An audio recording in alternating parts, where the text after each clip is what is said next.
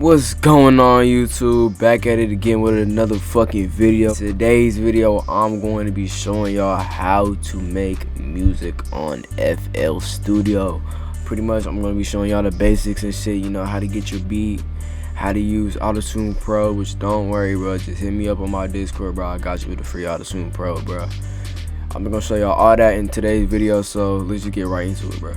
Alright, so when you very first open up FL Studio, I know it's gonna look very intimidating and very confusing, but once you like really learn what everything does, it's really easy. I'm not even gonna lie to y'all.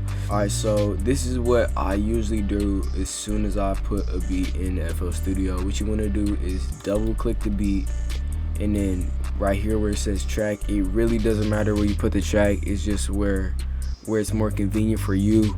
So I've always put on track 1 for me, so it's on track 1. And then what that basically means is that when I open up my mixer, which is right here, it's always going to be on insert 1, which is track 1. So that's the exact thing. So if I was to, you know, like turn it down, you can't hear the beat. Turn it up, you know, the usual. So yeah, so first usually what I do is just put on my auto key all the way, you know, just so I get the key down and everything, just so I remember. Basically, auto key is just a preset that you can put inside your insert 1 that gets the key for your songs every time. It's very accurate. I suggest using this every single time you want to get auto tune on your song. It always starts off as C minor. Make sure it's in your beat. It's like plugged up to your beat so you can hear it.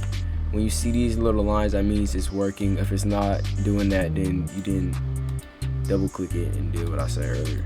So what you want to do is just let the beat play real quick and let it get the key.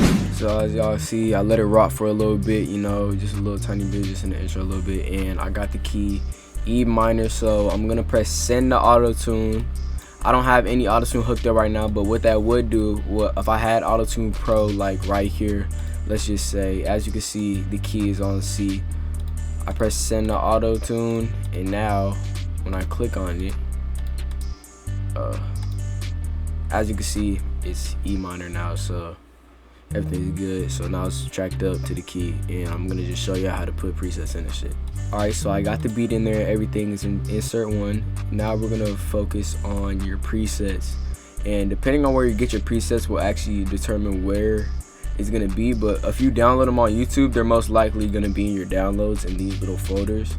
So I'm gonna be using a Yeet preset that I got from 9 Bangs. Go follow him on Instagram, go subscribe to him on YouTube. I'm gonna link him in the description down below. He makes good presets. So what you want to do is get your presets and then just drag them on to wherever you want. It doesn't really matter, but where it's more convenient for you, I put it on too. You look in here, it might look a little confusing, but there's no Auto-Tune Pro what we need to have for the beat. So the thing that I usually do is Fruity Wrapper, but you don't really need it.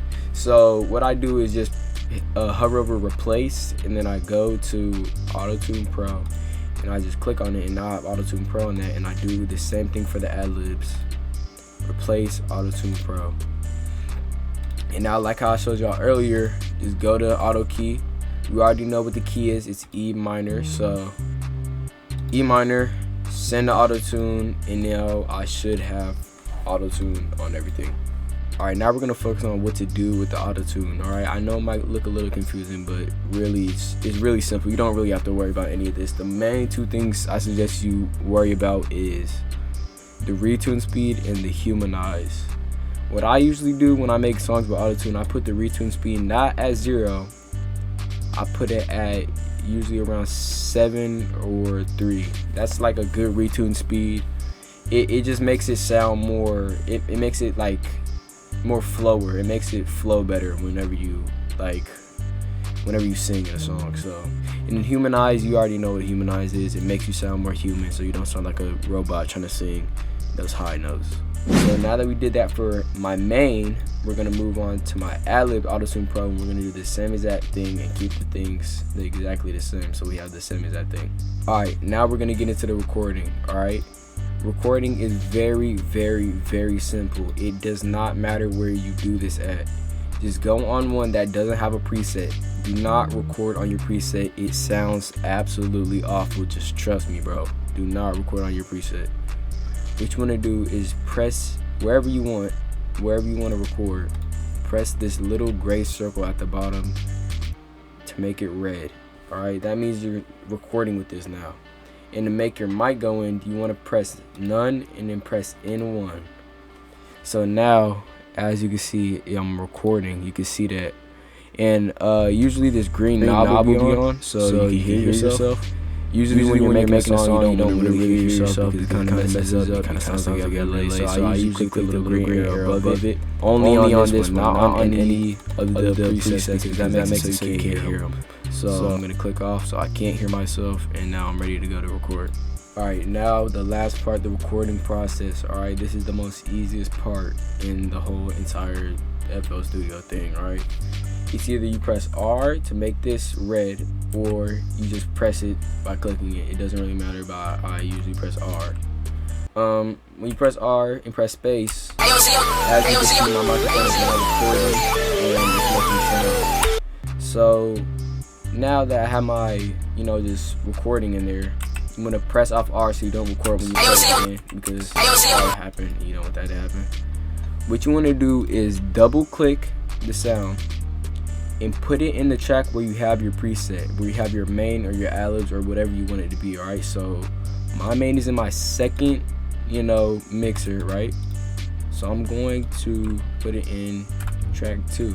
So it's not hooked up to this. When I listen back to it, as you can see, my microphone is now recording and it's making sound. You can hear it, and it's actually on the preset, because if I did not have that on, it would sound like this. As you can see, my microphone is now recording, and it's really simple stuff. Since it's really quiet, whenever you make a song, I suggest you just normalize it so it makes it louder and makes it in sound with the beat and everything, and then it sounds like this. As you can see, my microphone is now recording and it's making sound. And now you just want to keep doing that for the whole entire song, man. It's really simple. So if I was to just go off of this again, and it's making sound, I'm just talking right now, just making, just something. And now, double click in track 2, normalize, and now it sounds. And it's making sound. I'm just talking right now, just making, it sounds good and everything. If you want to make it on your ad-libs, wherever you put your ad-libs, I put mine in track 3, so I double click, put it in track 3, and now it sounds my ad-lib. And it's making sound. So yeah, that's pretty much it when it comes to recording this stuff. I'm gonna show you the final project of this song and tell me what y'all think. Alright, just finished making the song, and this is the finished project.